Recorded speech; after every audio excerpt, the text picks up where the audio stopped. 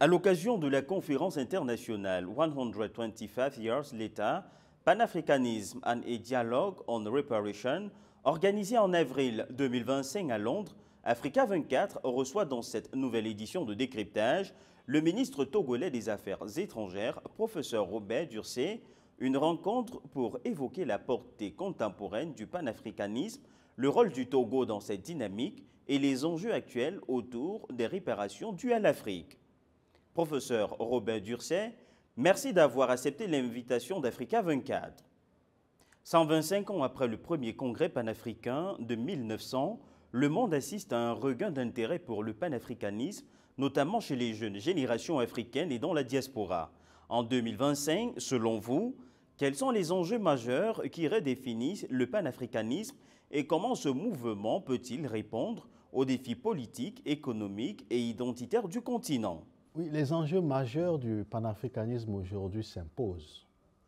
Parce que nous sommes à Londres, nous célébrons 125 ans issus de la première rencontre de Londres sur le panafricanisme, sur le mouvement créé par nos prédécesseurs.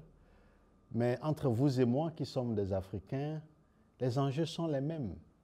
Il y a 125 ans, c'est vrai qu'on parlait plus de l'identité, on parlait plus entre guillemets de la race, ce n'est pas un mot que j'aime utiliser, lutte contre le racisme.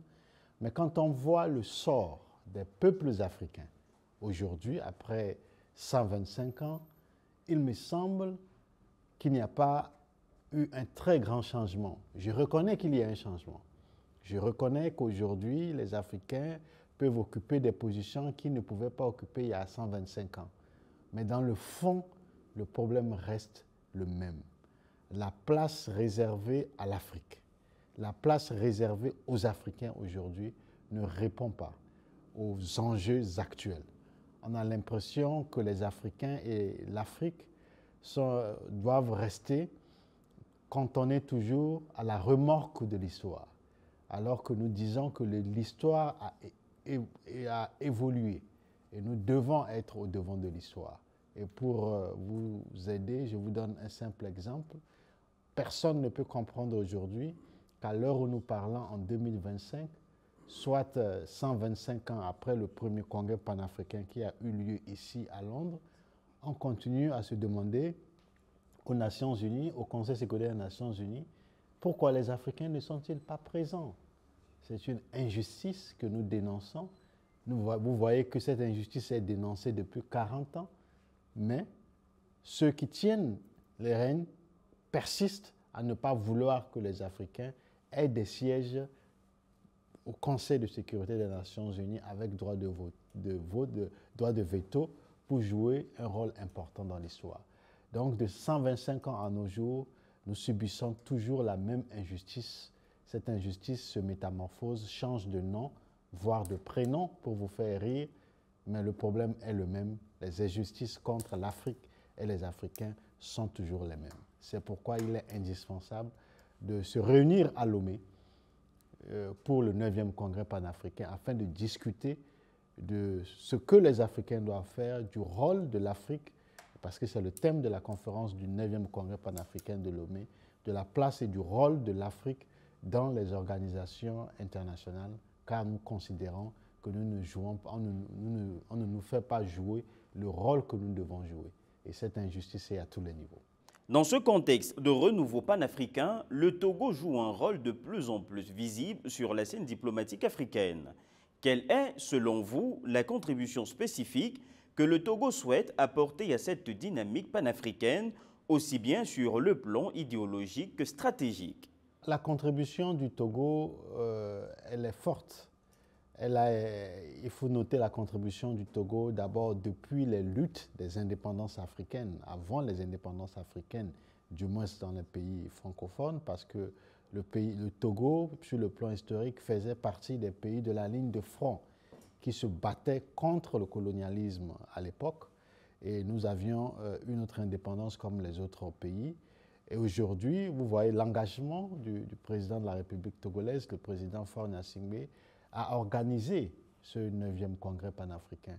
Et je vous rappelle que seulement il y a quelques mois, le 16 février passé, le Togo a initié et obtenu auprès de l'Union africaine,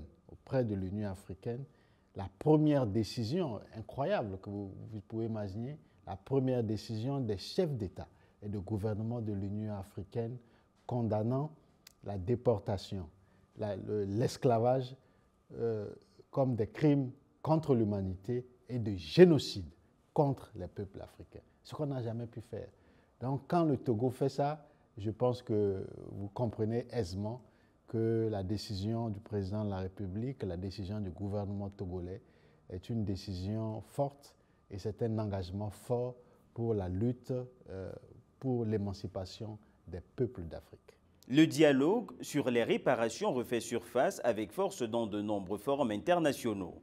Mais ces réparations ne sont plus seulement matérielles ou symboliques, elles prennent désormais des formes économiques, culturelles, voire épistémiques. Quelle est selon vous la nature des réparations que l'Afrique doit aujourd'hui revendiquer et avec quel interlocuteur? C'est une question très difficile. Je n'oserais pas m'aventurer sur pour vous donner une réponse parce que la question de la réparation, la réponse à la question de la réparation n'est pas la même. Je dirais comme en français facile, la réponse est plurielle. La question est une, mais la réponse est plurielle. Cette réponse, quand vous demandez à un Africain vivant sur le continent africain, elle n'est pas la même que nos frères et sœurs des Caraïbes, des Amériques, etc. Mais ce que je sais, c'est que la nécessité de la réparation, elle est une pour tout le monde. C'est d'ailleurs pourquoi l'Union africaine a inscrit le thème de la réparation comme thème de l'année 2025. Et ici, à Londres, nous venons aussi parler des réparations pour essayer avant le 9e congrès panafricain de Lomé, essayer d'unifier nos positions en écoutant tout le monde de la diaspora, des Caraïbes, des Afro-descendants, etc., pour avoir plus ou moins une position commune et en discuter à Lomé lors du 9e congrès panafricain. La question des réparations post-coloniales et post-esclavagistes touche à la fois la mémoire, la justice et le développement. Comment les États africains, dont le Togo, peuvent-ils s'unir pour porter un discours commun et structuré à l'échelle internationale? Il est possible que nous ayons une structuration internationale, voire mondiale, autour de la réparation. Ça a plus de sens d'ailleurs, parce qu'elle ne concerne pas seulement l'Afrique, mais c'est l'Afrique et tous les afro-descendants éparpillés à travers le monde qui sont concernés par cette question. Alors que le panafricanisme a longtemps été perçu comme un idéal politique, pensez-vous qu'il peut aujourd'hui se traduire concrètement dans les politiques de coopération sud-sud, notamment en matière d'éducation, de culture ou de souveraineté économique? Le Togo porte-t-il des initiatives concrètes dans ce sens? J'affirme que l'origine de l'universalité des droits de l'homme vient de l'Empire mandingue au XIIIe siècle. Et c'est clair, nous avions la charte de l'Empire de Mandingue depuis le XIIIe siècle. Et tout le monde sait sur un plan historique que la Révolution française est arrivée après, donc 500 ans après. Donc ce fut, et nous devons en être fiers. Et je ne le dis pas parce que c'est moi, ou même parce que c'est vous, l'UNESCO l'a reconnu. L'UNESCO l'a reconnu et l'a inscrit dans son livre. Donc l'universalité des droits de l'homme a été connue et a commencé par l'Empire du Mali au XIIIe siècle. Évidemment, l'Empire du Mali, la charte,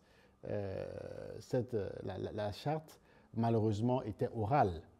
Donc il faudrait être reconnaissant aussi à la République française qui, après la Révolution, a fait la Déclaration des droits de l'homme et l'a inscrit. Donc l'Empire du Mali l'a fait oralement et la République française l'a plutôt inscrit.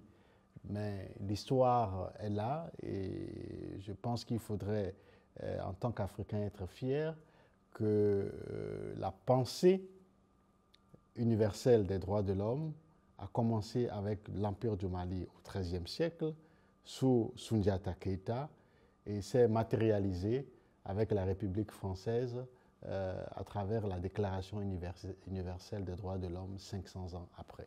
Professeur Robert Dursé, Merci d'avoir répondu aux questions d'Africa 24.